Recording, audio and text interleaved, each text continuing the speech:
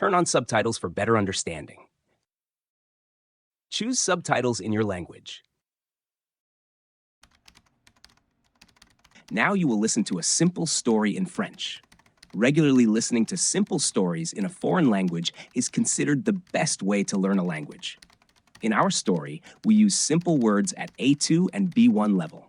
Listen to our stories several times and you will start to understand French. Let's go. Blanche-Neige et les sept nains.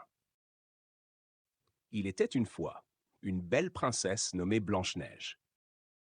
Elle a eu la peau aussi blanche que la neige, des lèvres aussi rouges que le sang et des cheveux aussi noirs que l'ébène.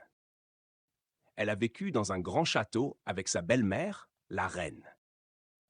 La reine était très belle aussi, mais elle était aussi très méchante et vaniteuse.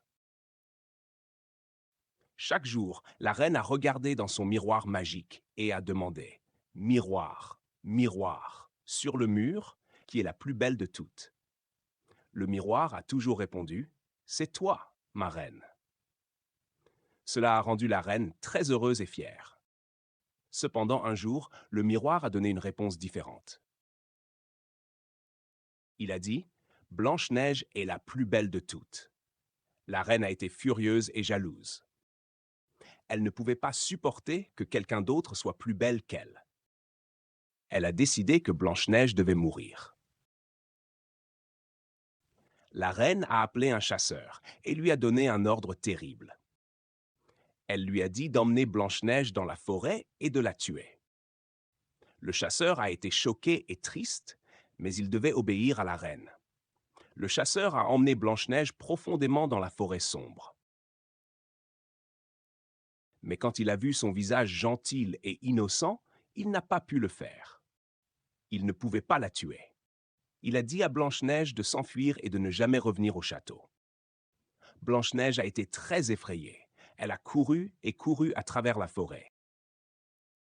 Elle ne savait pas où aller. Elle était perdue, seule et effrayée. Les arbres semblaient avoir des visages et des bruits étranges résonnaient autour d'elle. Après avoir couru pendant longtemps, Blanche-Neige a trouvé une petite chaumière cachée parmi les arbres. Elle est entrée pour se reposer. Tout dans la chaumière était très petit et mignon. Il y avait 7 petits lits, 7 petites chaises et 7 petites assiettes. Blanche-Neige était très fatiguée de sa longue course. Elle s'est allongée sur les lits et s'est rapidement endormie. Le soir, les propriétaires de la chaumière sont rentrés chez eux. Ils étaient 7 nains qui travaillaient comme mineurs dans les montagnes voisines.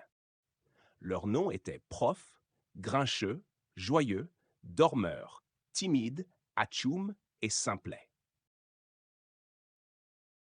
Quand ils sont entrés dans la chaumière, ils ont été surpris de trouver Blanche-Neige dormant dans leur lit. Ils se demandaient qui était cette jeune fille et pourquoi elle était dans leur maison. Blanche-Neige s'est réveillée et a été effrayée au début de voir les nains. Mais ils étaient gentils et amicaux. Elle leur a raconté son histoire triste à propos de la méchante reine et comment elle avait dû s'enfuir pour sauver sa vie. Les nains ont eu pitié d'elle et lui ont proposé de rester avec eux. Blanche-Neige était très reconnaissante. Elle a nettoyé la chaumière, cuisiné des repas et rendu leur maison chaleureuse et confortable. Les nains étaient heureux de la voir avec eux et ils sont tous devenus de bons amis. Pendant ce temps, au château, la reine a découvert que Blanche-Neige était encore en vie. Elle était enragée. Elle a décidé de prendre les choses en main. La reine a fait une puissante potion magique qui l'a transformée en vieille femme laide. Elle a ensuite fait une pomme empoisonnée qui semblait brillante et délicieuse, mais qui était mortelle. Déguisée en vieille femme, la reine est allée à la chaumière où Blanche-Neige vivait avec les nains. Blanche-Neige était seule parce que les nains étaient au travail. La reine lui a offert la pomme empoisonnée en disant « Prends une bouchée, ma chère. C'est une pomme magique qui réalisera tes vœux. » Blanche-Neige n'a pas reconnu la reine et a cru la vieille femme. Elle a pris une bouchée de la pomme. Dès qu'elle l'a fait, elle est tombée au sol, inconsciente. Elle était dans un sommeil profond qui ressemblait à la mort.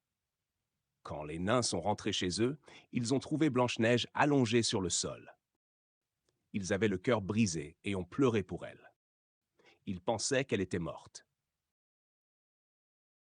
Ils ont fait un beau cercueil en verre pour elle et l'ont placé à l'intérieur. Ils ont gardé le cercueil dans la forêt et veillé sur elle chaque jour, incapables de retenir leurs larmes. Un jour, un prince chevauchait à travers la forêt. Il a vu le cercueil en verre et la belle jeune fille à l'intérieur. Il avait entendu des histoires sur Blanche-Neige et a été profondément ému par sa beauté et l'amour des nains pour elle. Le prince a demandé s'il pouvait l'embrasser. Les nains ont accepté, espérant un miracle. Quand le prince a embrassé Blanche-Neige, le sortilège a été brisé. Blanche-Neige a ouvert les yeux et s'est réveillée. Le poison était parti et elle était de nouveau en vie. Les nains étaient fous de joie et le prince aussi. Blanche-Neige a remercié les nains de l'avoir protégée et a embrassé chacun sur la joue. Le prince et Blanche-Neige sont tombés amoureux et ont décidé de se marier. Ils ont invité les nains au mariage et ce fut une grande célébration. La méchante reine a été punie pour ses actes malfaisants. Elle a perdu sa beauté et son pouvoir et n'a jamais été revue. Le royaume était paisible et heureux. Blanche-Neige et le prince ont vécu heureux pour toujours dans le grand château du prince. Ils se sont souvenus de la gentillesse des 7 nains et leur ont souvent rendu visite. Blanche-Neige était gentille et douce, et elle a gouverné le royaume avec amour et justice.